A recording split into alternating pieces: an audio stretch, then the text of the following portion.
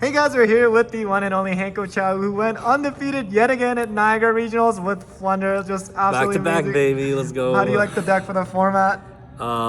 It's the best deck. I got him.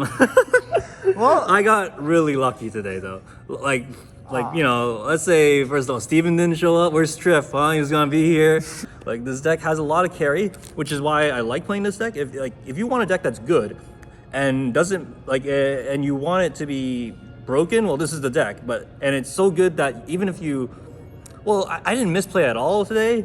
Yeah, not at all. No, but I made some good choices, and there's just a lot of carry factor where even if as long as you play the carry card, you're like, wow, doesn't matter what they do, they lost. okay, well, I think before we get started, definitely go check out his TCG player articles. I'll link that down below. Definitely my favorite writer. And I guess before we get to the profile, I just also want to highlight the team stat sleeve. So here you go, buddy. Oh, use my thank code for you. 10% off. Yeah, they're pretty cool, right? Yeah. Okay, any shout outs before we start? Yeah, shout outs to Nicholas for driving me and doing not as good as we expected, but you know, that is what it is. Shout outs to the Barry group chat, play test. Shout out to my friend Andrew at work. Let's go. Shout out to Birds. So okay, gang, let's go. I think everyone's already really, your gal is super excited to know how to play Birds, right? Oh boy. Well, let me tell you, this stack of cards here, they're always gonna be the same. I'm not even gonna. You just kind of have to go through them. Sorted. Oh no. Yeah, they're not even sorted. You're gonna have to figure it out. This card's the best card in the deck. Don't tell me otherwise. Every time I set up two of them, I'm winning. Because all the best decks in the format can play around map, and they can't play around two of these. So just count. Oh yeah, I recently added this card. I guess I'll have to talk about this card in a bit. But yeah, two of these cards are the best. I don't like this card, but it surprisingly was better today because of some other ratios. One of each of these. I don't know. There's two M pens here. Wow, that's crazy. But actually, there's three M pens. So this is one of the biggest changes I made from the last deck. I guess we have to shout out to Gage. You know who he is, Gage Cox, whatever. He figured out the ratio. So the original package was Simorg, a second copy of Simorg, and Elborz, right? But if you just played these specific cards, it would be way better because if it was a second copy of Simorg, yeah, these two slots would be good cards to draw in tangent with your little birds, and then you chain block Ash. That's great. But if you draw the Elborz, the Elborz didn't help chain block Ash at all. So that was what was the problem. So Simorg helps you chain block Ash by itself, even if it's just one. Terraforming helps you get mapped to chain block Ash. And then the third copy of MPen means that you have a higher chance to play through a negated Eaglin, and as long as you still have map to summon, which is why the Terraforming is in there now, you need to actually see map and stuff. So I don't think I got hand trapped super hard today. Maybe I got lucky, but these ratios did feel right to me. I do wish I could play the Simorg package all over again, but it is what it is. This is a pretty solved deck at this point. I wish I could play two Mega Rises, but it is a one of. But you definitely have to play two Dreaming Towns. Anyone that is telling me otherwise is wrong. So that's just how it is. So like I said, these stack of cards will probably never change except for the third M pen. This third M pen was neat, I guess, but the rest of this is never gonna change. And then these are the other tech cards. I made deck shifter. It's the format. Ooh, what do you know, right? Whoop-de-doo, we're all surprised. All right. Anyways, the fourth card that beats Stroll and Lockbird. Did I get drolled at all today? You did, but you had the call by, so I did have the call by. Yeah, that's true. But I don't think I got strolled any other time. But yeah, these cards were broken. This card was great, and these cards are also great.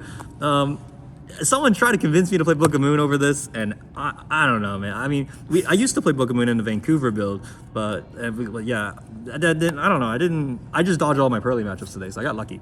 But yeah, this card's really good. And then this is the fourth copy of Evenly Matched when you're going second. It just, I don't know. I don't want to draw too many of this card because it kind of bricks you, but I understand its flexibility.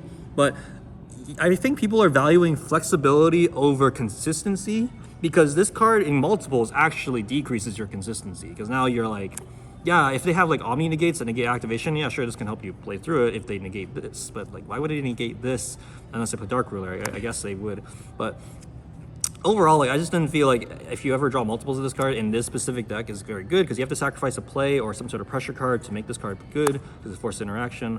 But overall, as a one-of, it was fine. Whenever I saw it, it was great.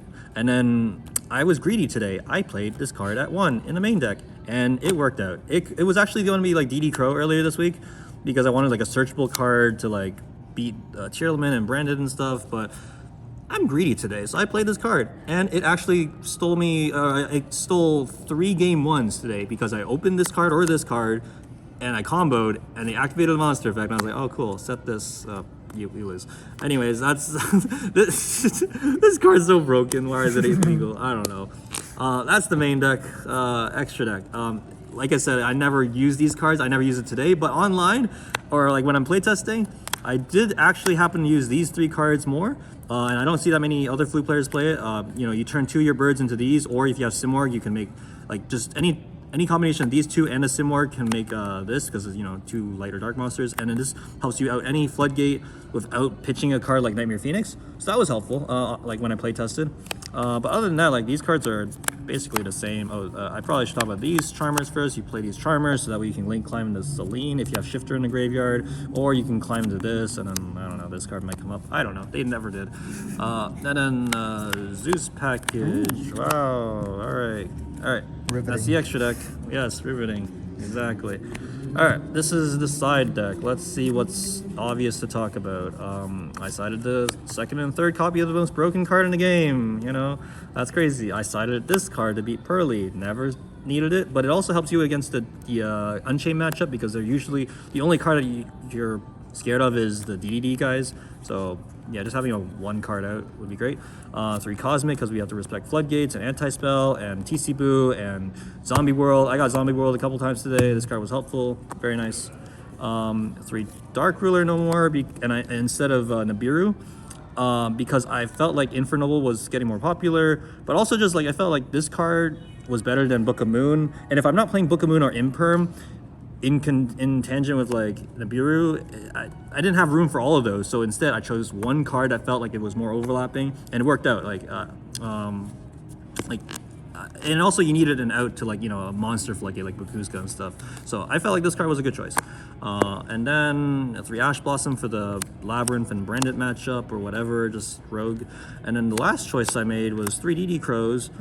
This was gonna be like 1 DD Crow, and then like either the Keldo and Medora shufflers, so that when you're playing against Tier Limit and they mill you out, you get the shufflers to put back your stuff and interact with their stuff.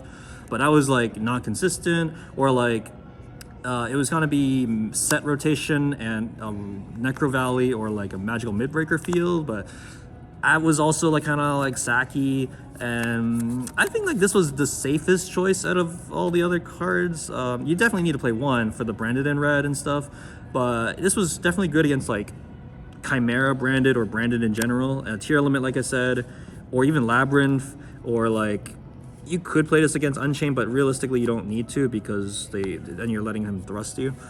So yeah, this side deck worked out. I'm glad. Like the only choices I was worried about was this, but it was fine. I've seen a lot of people play this too, like just because they know Tier Limit's good. So that's the deck. Wow. Amazing. Well, thank you for the deck profile, and congrats again for winning this regional. Yep, back to back Niagara. Yeah. Crazy. Any other final words? Oh yeah, shout out to TCG Player Infinite, yeah, for sure, because I write articles there. Please check them out. I'm probably gonna have to go home and write another article on rogue decks or something this weekend, so that's cool. But yeah, shout out to all my opponents and the judge staff. Awesome. Thank you.